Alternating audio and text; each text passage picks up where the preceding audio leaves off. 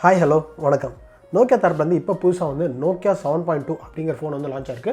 So இந்த ஃபோனோட review தான் இந்த வீடியோவில் பார்க்க போகிறோம். வீடியோ பொறுத்த முன்னாடி நான் உங்கள் பிரவீன், நீங்கள் பார்த்துட்டு இப்போ கிடைக்க தமிழ் ஸ்கிப் பண்ணாமல் இந்த வீடியோ கடைசி வரைக்கும் பாருங்கள். அப்படியே நம்ம சேனலை சப்ஸ்கிரைப் பண்ணுங்கள். வாங்க நீங்கள் நம்ம வீடியோக்குள்ளே போகலாம்.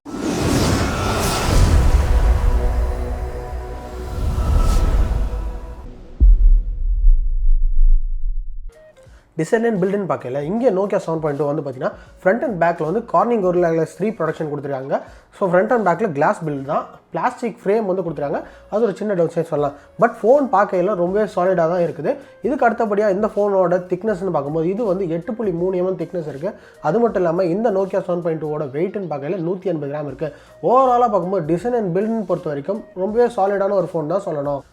டிஸ்பிளேன்னு பார்க்கல இங்கே நோக்கியா 7.2 வந்து பார்த்தீங்கன்னா ஒரு 6.3 inch full HD plus IPS LCD display வந்து கொடுத்துருக்காங்க. இந்த டிஸ்பிளே வந்து பார்த்தீங்கன்னா ஃபுல் HD ப்ளஸ் ரெசல்யூஷன் இருக்கிறனால கலர்ஸ்லாம் ரொம்ப சூப்பராக இருக்குது. அது மட்டும் இல்லாமல் இந்த டிஸ்பிளேயில் HDR10 சப்போர்ட் இருக்குது. ஸோ ரொம்ப கலர்ஸ்லாம் சூப்பராகவும் ரொம்ப ரிச்சாகவும் இருக்குன்னு சொல்லலாம். ஓவராலாக இந்த ஃபோனோட ஸ்க்ரீன் டு பாடி ரேஷியோன்னு பார்க்கும்போது 82% ஸ்க்ரீன் டு பாடி ரேஷியோ கொடுத்துருக்காங்க.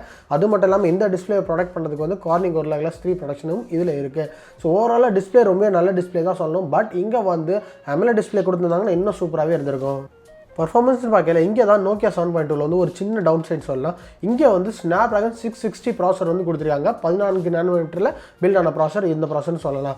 ஏன் இந்த ப்ராசர் கொஞ்சம் டவுன் சைட் சொல்லலாம், இந்த ப்ராசர் வெளியாகி ஆல்மோஸ்ட் 1 வருஷம் ஆக போகுது. ஆனால் இப்போ இருக்கிற ட்ரெண்டில் பார்த்தீங்கன்னா Snapdragon 712 இருக்குது, Snapdragon 710, ஏன் Snapdragon 665 கூட ஒரு நல்ல அப்கிரேட்னே சொல்லலாம். பட் Snapdragon 660 கொடுத்துருக்கிறது இங்கே ஒரு டவுன் சைட் தான். பட் பர்ஃபார்மன்ஸ் பொறுத்த வரைக்கும் இந்த ப்ராசரும் வந்து எந்த விதத்திலும் குறைச்சல் இல்லைன்னு சொல்லலாம். ஏன்னா பர்ஃபார்மன்ஸ் எல்லாமே ரொம்ப ஸ்மூத்தாக இருக்கணும், டாஸ்க் எல்லாமே வந்து ஈஸியாக வந்து ஹேண்டில் பண்ண தான். இதுக்கு அடுத்தபடியே ஜிபின்னு பார்க்கல இங்கே வந்து adrino 512 ஜிபி வந்து கொடுத்துருக்காங்க.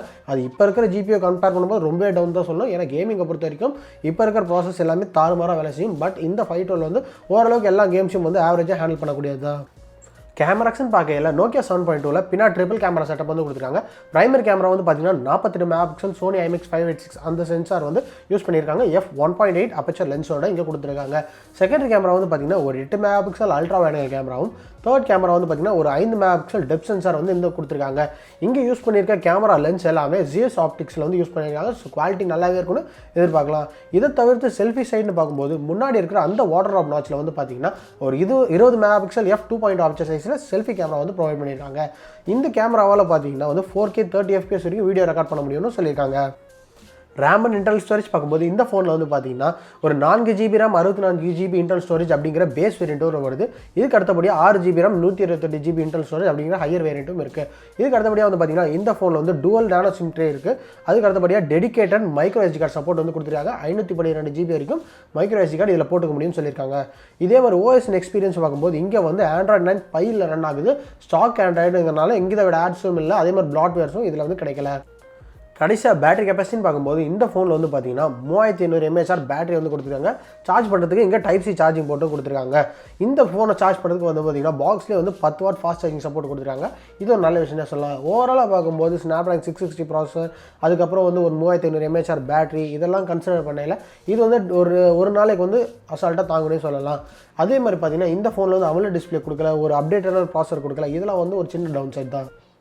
கடைசியாக ப்ரைஸிங்னு பார்க்கும்போது இந்த நோக்கியா 7.2 வந்து பார்த்தீங்கன்னா லான்ச் ஆகல €300 லான்ச் ஆயிடுச்சு. ஸோ இந்திய மதிப்பில் கன்வெர்ட் பண்ணும்போது சுமார் 23,000.